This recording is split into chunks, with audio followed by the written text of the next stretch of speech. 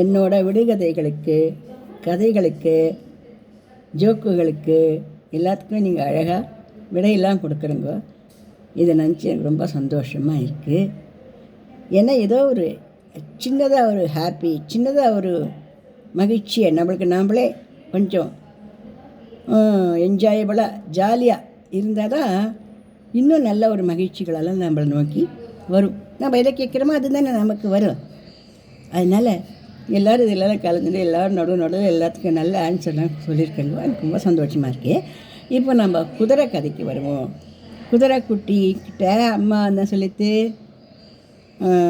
கோதுமை மாவை அர்ச்சனை வர சொல்லித்து, குட்டி குதிரை வந்து நடுவில் ஒரு ஆறு வந்தது, அதை கடக்கலாமா வேண்டாமான்னு யோஜனை பண்ணித்து. அம்மா சொன்னபடியே அது என்ன சொல்லித்து, தன்னோட பெருசாக இருக்கக்கூடிய காளை மாட்டுக்கிட்ட போய், காளை மாமா இந்த ஆறை கடக்கலாமா அப்படின்னு கேட்டுது.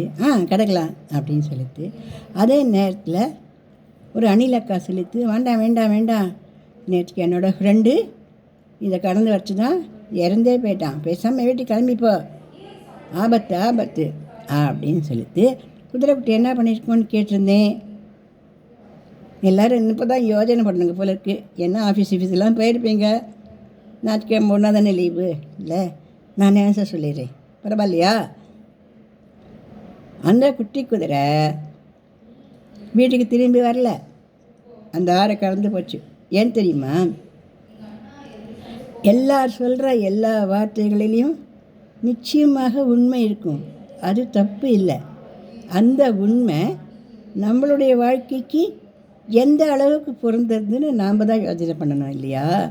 அதை அந்த குட்டி குதிரை பண்ணித்து காளை மாடினா சொல்லித்து போகலாம் அப்படின்னு சொல்லித்து.